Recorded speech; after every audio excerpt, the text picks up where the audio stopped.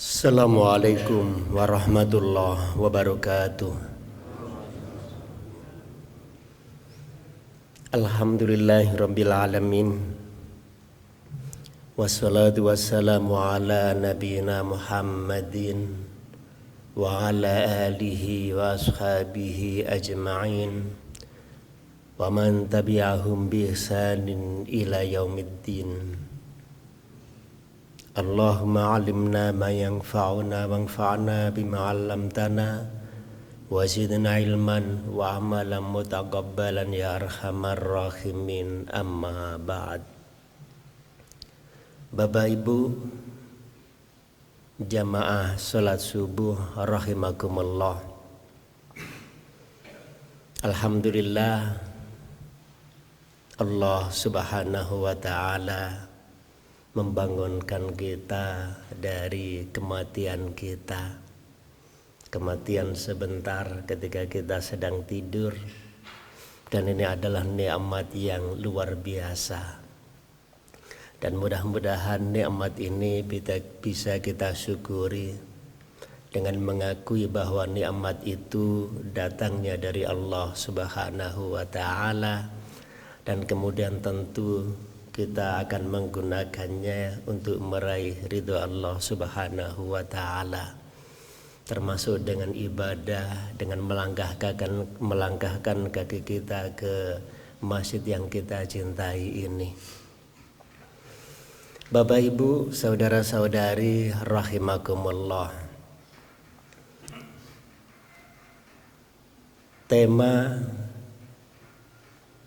yang tadi sudah disebutkan adalah tema yang nanti akan saya sampaikan insya Allah. Ada 3 mukjizat Nabi kita, Nabi besar Muhammad sallallahu alaihi wasallam.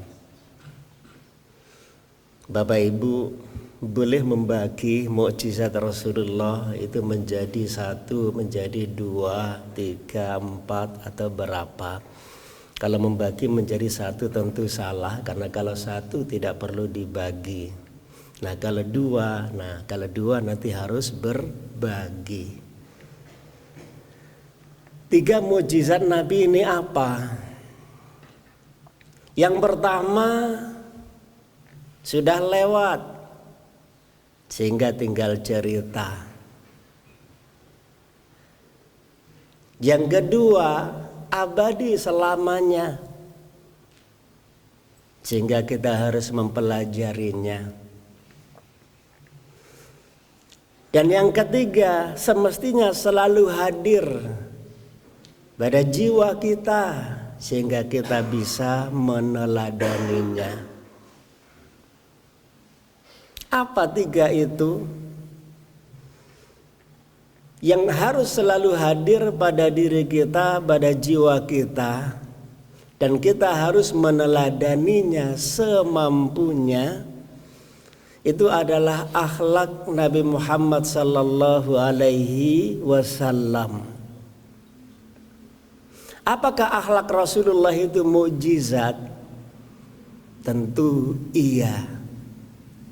Kenapa? Karena tidak ada manusia manapun, siapapun yang seperti Rasulullah sallallahu alaihi wasallam terkait dengan akhlaknya.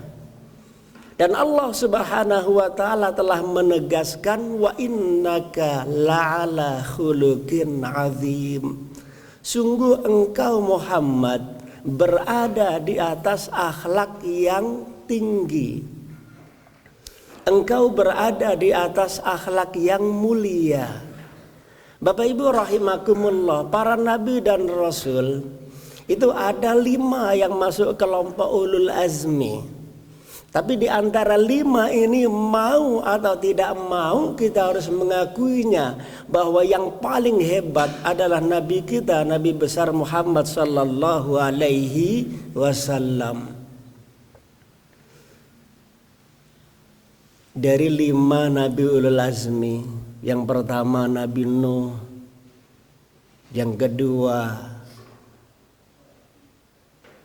Nabi Ibrahim, yang ketiga Nabi Musa, yang keempat Nabi Isa, dan yang kelima yang terakhir khatamun nabiyyin Nabi Muhammad sallallahu alaihi wasallam. Bapak Ibu rahimakumullah, kenapa akhlak Nabi ini mukjizat? Karena begini, memadukan dua hal yang bertentangan itu mustahil. Tapi kalau bisa, maka itulah yang luar biasa. Apa dua hal itu?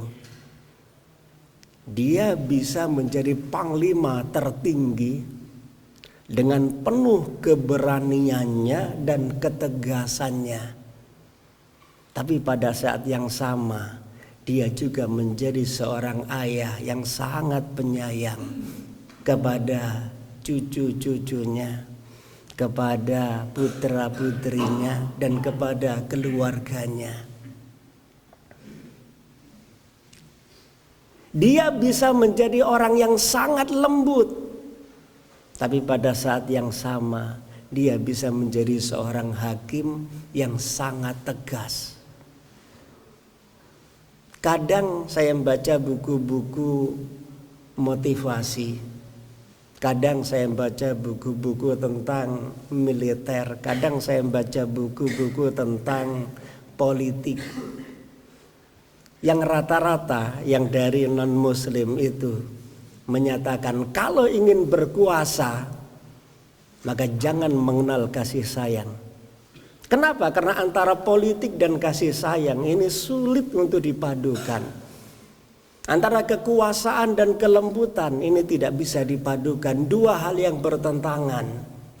Pingin jadi politikus yang hebat atau tidak sama sekali kalau masih mengenal kasih sayang. Maka kalau ingin jadi penyayang, ya jadilah rahib, jadilah pendeta, atau jadilah apapun yang kemudian ngurusi dunia anak-anak, atau tinggal di tempat-tempat ibadah yang hanya ngurusi agama. Dua hal ini sulit untuk dipadukan. Tapi pada sosok Nabi Muhammad sallallahu alaihi wasallam bisa. Dan semuanya sempurna. Bapak Ibu rahimakumullah, manusia secara umum semakin dekat, semakin biasa. Mungkin kita ngambil contoh ustadz atau tokoh siapapun. Kalau kita tidak kenal sama dia, mungkin kita akan kagum dan akan segan sama dia. Tapi begitu kita kenal akrab, semakin akrab, ternyata apa? Ya, biasa-biasa aja. Biasa-biasa aja. Dan bahkan mungkin kita jadi lebih kenal kejelekannya daripada kebaikannya. Tapi kalau Nabi Muhammad sallallahu alaihi wasallam, orang yang tidak kenal dengan beliau akan benci. Orang yang tidak kenal dengan beliau akan curiga. Tapi orang yang kenal dengan beliau, kenal sedikit saja, dia akan semakin akrab. Semakin kenal, semakin cinta. Semakin kenal, semakin lengket. Dan hampir seluruh para nabi, para sahabat Nabi ini merasa sangat istimewa. Makanya sampai ada yang kemudian bertanya, ya Rasulullah, siapa orang yang paling panjenengan cintai? Maka Rasulullah menjawab, istri saya, Aisyah. Kalau dari laki-laki, ya ayahnya Abu Bakar. Terus Umar. Akhirnya sahabat yang bertanya ini berhenti. Kenapa? Karena dia khawatir ini. Kalau ia tidak masuk dalam 10 besar orang-orang yang dicintai oleh Rasulullah Sallallahu Alaihi Wasallam. Dan sahabat yang bertanya itu adalah sahabat Sa'ad bin Abi Waqqas ini. Dia orang yang dekat dengan Rasulullah Sallallahu Alaihi Wasallam. Dan hampir semua para sahabat Nabi, semua sahabat Nabi merasa istimewa dan merasa dekat dengan Rasulullah Sallallahu Alaihi Wasallam. Akhlak Nabi ini istimewa dan ini mukjizat. Tidak bisa ditiru oleh manusia manapun, kapanpun, dan manusia siapapun. Kita sering mendengar panglima-panglima yang hebat. Tapi ternyata apa? Begitu urusan keluarga, begitu urusan bertetangga, begitu urusan bersahabat, itu tidak bisa sedikit pun mendekati bagaimana akhlak Rasulullah ketika dengan sahabat-sahabatnya. Bagaimana akhlak Rasulullah dengan keluarganya, dengan tetangganya, dan yang lain-lainnya. Kekuatan sangat hebat. Ketaatan para sahabatnya sangat hebat. Tapi ketegasan yang begitu luar biasa itu bisa bersanding dengan kelembutan dan kesabaran yang luar biasa. Ada orang yang mungkin sangat tegas ketika ia menjadi panglima, menjadi hakim. Tapi pada saat yang sama kelembutan dan kesabarannya pun juga tidak ada. Ada orang yang sangat lembut, sangat penyayang, tapi ternyata sedikit pun dia tidak bisa menjadi hakim. Karena kelembutannya dan kasih sayangnya justru membuatnya tidak mampu untuk bertindak sebagai hakim. Dan bahkan sering menangis dan sedih ketika harus bertindak sebagai hakim untuk menentukan pilihan, baik hanya pilihan untuk dirinya sendiri, apalagi pilihan untuk orang lain. Akhlak Rasulullah Sallallahu Alaihi Wasallam ini mukjizat. Kenapa? Ya Allah sendiri yang menjadi saksi. Wa innaka la'ala khuluqin azim. Dan kenapa akhlak Rasulullah begitu istimewa? Nah tentu ketika Aisyah radhiyallahu anha ditanya bagaimana akhlak Rasulullah, Aisyah radhiyallahu anha menjawab kana khuluquhul Quran. Akhlak Rasulullah itu Al-Quran. Bapak Ibu rahimakumullah, semakin dekat akhlak seseorang dengan akhlak Rasulullah Sallallahu Alaihi Wasallam, maka dia pun akan menjadi sangat istimewa. Di dunia ini hampir sulit, mungkin ya sangat susah mencari orang yang tidak mengalami yang namanya power syndrome. Atau apalah istilahnya. Apa itu? Mungkin salah nggih saya menyebutkan. Power syndrome. Artinya apa? Orang setelah berkuasa terus kemudian tidak lagi berkuasa, dia akan stres. Tapi para sahabat Nabi ini enggak. Karena akhlaknya memang dekat dengan Rasulullah Sallallahu Alaihi Wasallam. Para sahabat Nabi, ada Sa'ad bin Abi Waqqas umpamanya. Dia panglima yang sangat hebat, mampu merontokkan dan meruntuhkan Persia, yang zaman sekarang itu setara dengan negara terkuat dalam perang Qadisiyah dan peperangan-peperangan sebelumnya maupun sesudahnya. Namun setelah selesai, ya biasa-biasa aja. Bahkan beberapa puluh tahun kemudian dan bahkan di akhir hayat beliau lebih suka terus kemudian tinggal di kampung, terus jadi penggembala kambing. Biasa-biasa aja. Abdurrahman bin Auf, Utsman bin Affan itu manusia terkaya di zamannya. Tapi dia tidak merasa minder ketika harus bersahabat dan berkumpul dengan Abu Hurairah, sahabat Rasul yang luar biasa. Tidak merasa minder ketika harus berkumpul dengan sahabat Ali bin Abi Thalib yang dua-duanya terkenal miskin. Dan juga biasa saja ketika berkumpul dengan Bilal bin Rabah dan yang lain-lain. Demikian juga para sahabat Nabi yang miskin ini, mereka tidak merasa bangga ketika harus berkumpul dengan Abdurrahman bin Auf atau Utsman bin Affan dan yang lain-lain yang mereka terkenal dengan kekayaannya. Biasa-biasa saja. Selesai mereka bertugas menjadi panglima tertinggi yang kemudian komandonya itu sangat ditaati dan merontokkan negara terkuat di zamannya seperti Romawi. Begitu sudah selesai, ya biasa-biasa aja. Jadi begitu kokohnya akhlak para sahabat Nabi ini, sehingga tidak mengalami stres, tidak mengalami power syndrome ketika selesai menjabat maupun sebelum menjabat. Biasa-biasa aja. Ini yang luar biasa Bapak Ibu.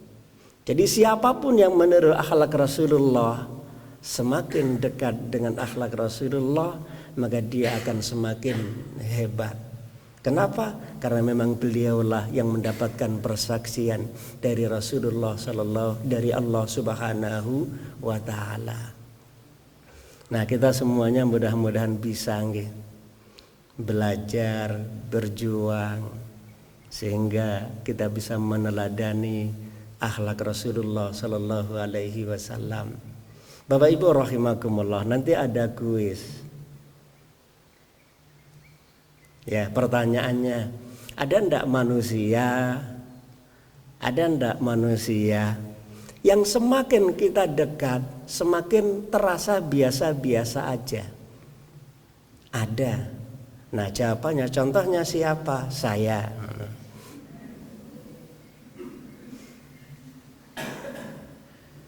Jadi nanti Bapak Ibu jawabnya Ibu siapa, contohnya saya. Tapi kalau Bapak Ibu nanti jawabnya persis, nah nanti berarti diri sendiri yang ditunjuk. Jadi semakin dekat semakin biasa-biasa aja. Saya yakin seperti itu kok. Mungkin ibu-ibu dulu ketika mulai kenal dengan bapaknya sebelum nikah, wes bapaknya itu ini calon suami paling hebat di dunia. Begitu punya anak 8, kok 8 ya? Berapa ya di sini maksimal anaknya? Biasa-biasa aja nggih. Lanjut Bapak Ibu biar cepat nggih. Yang kedua napa? Tahu Bapak Ibu apa yang mau saya sampaikan? Kalau tidak tahu alhamdulillah. Nah, kalau tahu berarti ada bakat jadi dukun. Nah, yang kedua, yang abadi. Apa yang abadi itu? Dia adalah Al-Quran. Yang abadi adalah Al-Quran. Bapak Ibu rahimakumullah, apakah Al-Quran ini mukjizat? Jawabannya iya. Sampai kapan Quran ini mukjizat? Sampai kiamat. Selamanya. Kalau kiamat tidak terjadi, berarti Al-Quran menjadi mukjizat selamanya. Kenapa? Karena sampai hari kiamat selamanya. Oke. Tapi ya kiamat pasti terjadi nih. Gimana kita tahu bahwa Quran ini mukjizat? Kita bisa melihat pengakuan orang-orang non-muslim ketika mereka masuk Islam. Di beberapa ceramah di YouTube, nah itu ada beberapa yang saya mengikuti, ya mungkin sampai ratusan. Jadi yang paling membuat saya terkesan itu adalah ada ahli agama yang kemudian masuk Islam. Nah, setelah dia masuk Islam, Lama kemudian dia debat dengan tokoh agama yang dulu dia ikuti.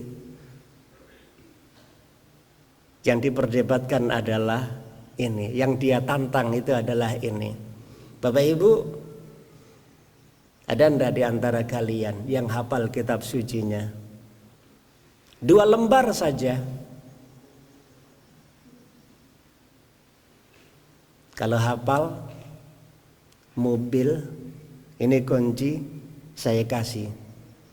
Dengan mobilnya, bukan kuncinya tok nggih.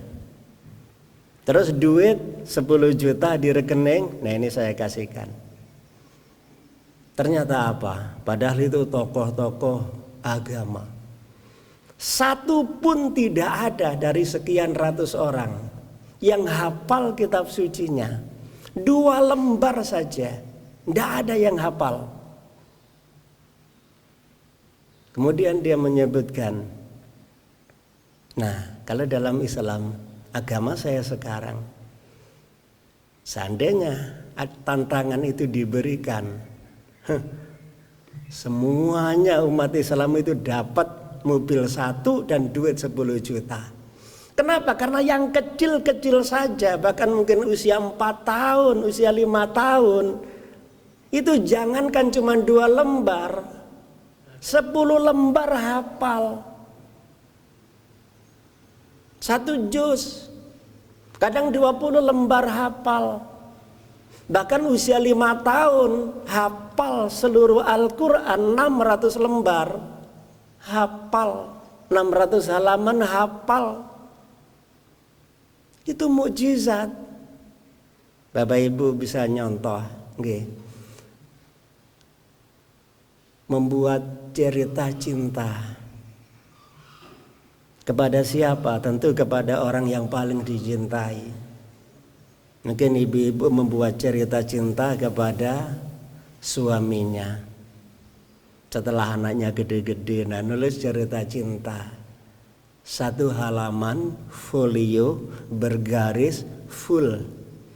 Setelah ditulis dihafal 1 minggu, terus kemudian ditutup 1 hari.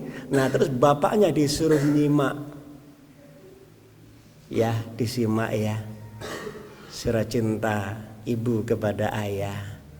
Pertanyaannya, bisa ndak hafal? Yakin 100%, tulisan sendiri 1 halaman folio penuh tidak mungkin bisa dihafal. Kalau ndak percaya, buktikan Bapak Ibu. Padahal tulisan sendiri, isinya itu surat cinta kepada orang yang paling dicintai.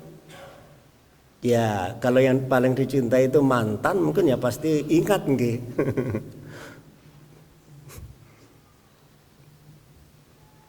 Jadi meskipun ditulis sendiri, yakin lupa. Tapi kalau Al-Quran, enggak lupa. Tadi malam 11:30 saya sampai rumah. Ya, nyimak.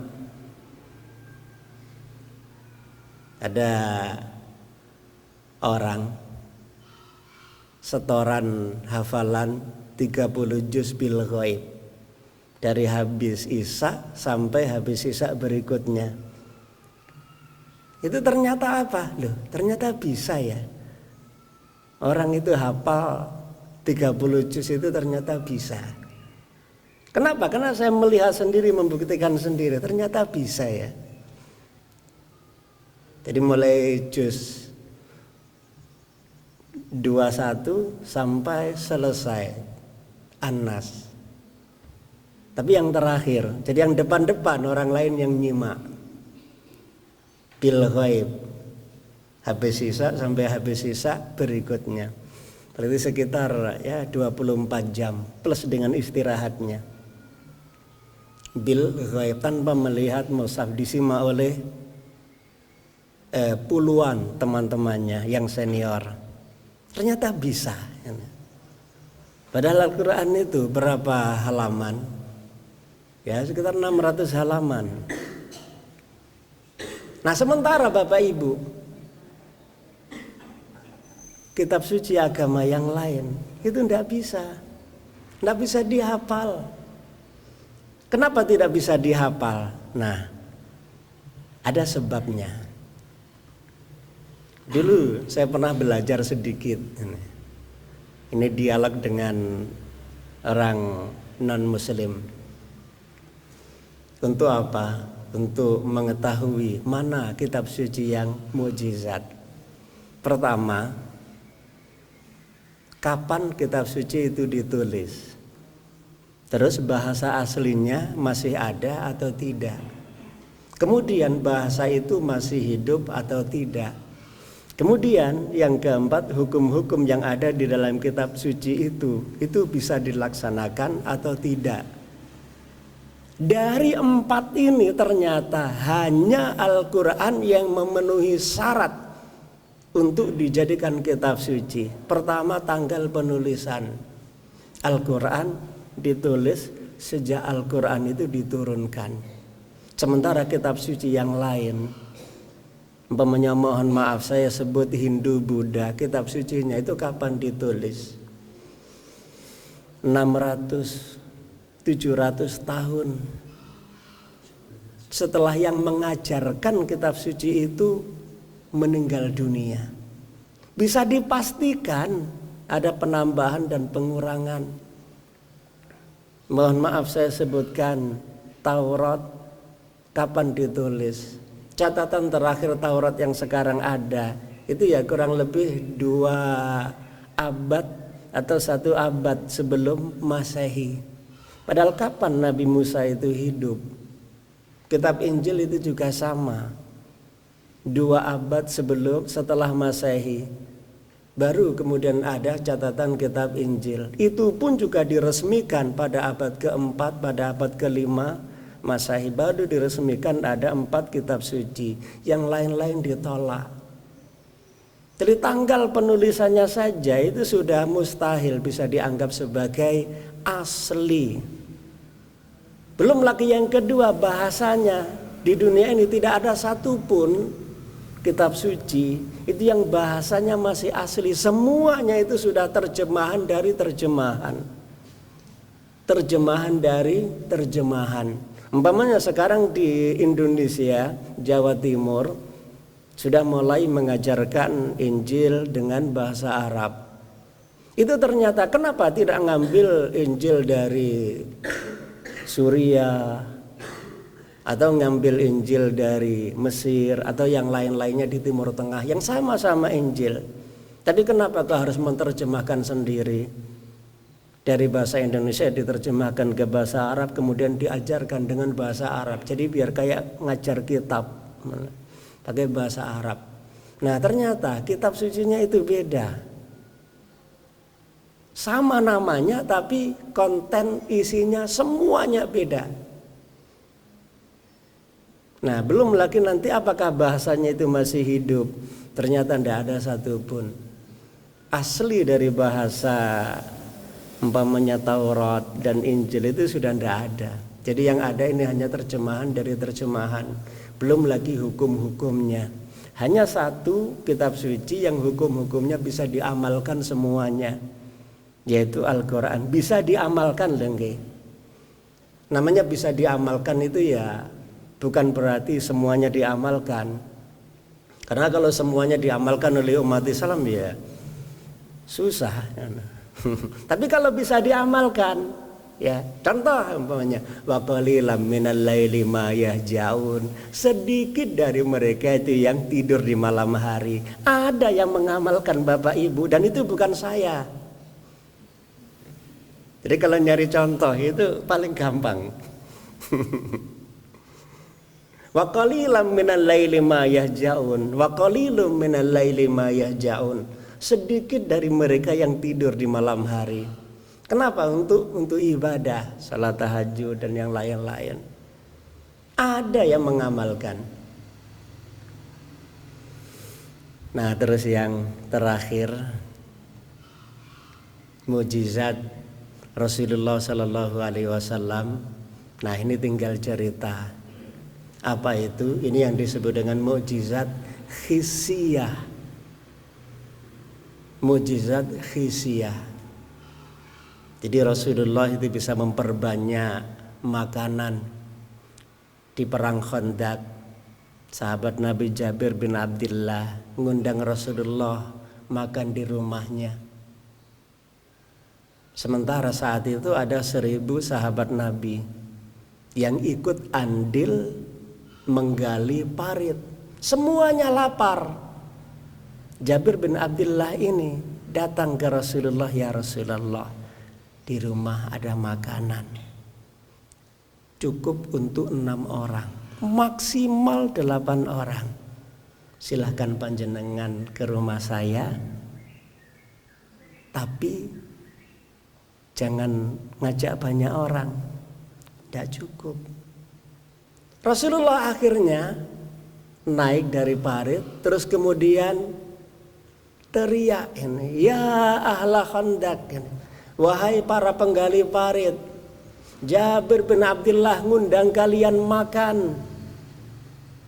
Maka datanglah ke rumah Jabir, tapi jangan semuanya, kalian datang berkelompok-kelompok, nanti yang lain tetap kerja, yang lain makan.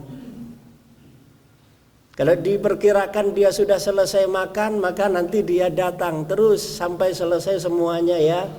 Akhirnya semuanya datang secara berkelompok-kelompok. Jabir bin Abdullah cepat-cepat lari ke rumahnya. Oi, Rasulullah ngundang semua sahabat Nabi. Ini gimana? Yang ngundang siapa? Rasulullah. Nah, kalau yang ngundang Rasulullah, tidak usah khawatir. Sudah dikasih tahu kan Rasulullah kalau makanan ini hanya cukup 6 orang. Iya, tapi semuanya diundang. Tenang. Karena Rasulullah yang ngundang, tenang. Ternyata benar. Makanan itu kemudian ditutup dengan kain dan Rasulullah mengambil makanan itu dari balik wadah, ditaruh di nampan. Akhirnya seluruh sahabat Nabi yang jumlahnya 1000, laki-laki dewasa yang semuanya kelaparan. Memang kelaparan semuanya. Saking laparnya di masa itu sampai mereka perutnya itu diganjel dengan batu. Ternyata apa? Semuanya makan. Ketika makanan itu kemudian dikembalikan, sisa makanan yang tertutup kain itu dikembalikan kepada keluarganya Jabir bin Abdullah, makanan itu utuh. Tapi ini mukjizat Bapak Ibu, hissiyah. Jadi tidak mungkin saya tiru. Kalau bisa saya tiru, tiap hari Jumat tidak perlu ini ngundang warung ini. Namun Bapak Ibu rahimakumullah, mukjizat Rasulullah itu saya baca dalam sejarah nggih. Mukjizat Rasulullah yang hissiyah ini tidak bisa membuat orang serta-merta masuk Islam. Justru mereka orang-orang kafir Quraisy itu melihat mukjizat Rasulullah itu malah kafir. Ketika dikasih tahu Rasulullah itu bisa Isra Mi'raj, mereka itu malah ngamuk. Muhammad itu memang sudah gila. Muhammad itu tukang sihir yang hebat ternyata. Tidak ada. Makanya Bapak Ibu, ketika Rasulullah ditantang oleh orang-orang kafir Quraisy, wahai Muhammad, kalau kamu bisa membuat bukit Safa Marwah ini menjadi emas, dan kemudian di bawahnya mengalir sungai yang segar dan kami bisa meminumnya, kami akan beriman. Ternyata Bapak Ibu banyak sekali tantangan orang-orang kafir Quraisy dan yang lainnya, tantangan kepada Rasulullah untuk menunjukkan mukjizatnya. Rasulullah itu tidak diizinkan oleh Allah Subhanahu wa taala. Kenapa Bapak Ibu? Nah, kalau seandainya mukjizat itu hanya seperti itu, umat Rasulullah yang lahir di akhir zaman seperti kita ini tidak bisa menikmati mukjizat Rasulullah. Dan kemudian seandainya Allah mengizinkan kepada Rasulullah sallallahu alaihi wasallam maka mukjizat-mukjizat yang lain itu tidak akan terlihat. Allah Subhanahu wa taala menegaskan umpamanya dalam Quran itu burung. Gimana burung itu bisa terbang? Itu mukjizat sebenarnya Bapak Ibu. Lalat itu mukjizat itu. Kalau Bapak Ibu atau siapapun mau mempelajarinya. Lalat, nyamuk, baudoh. Itu mukjizat ini.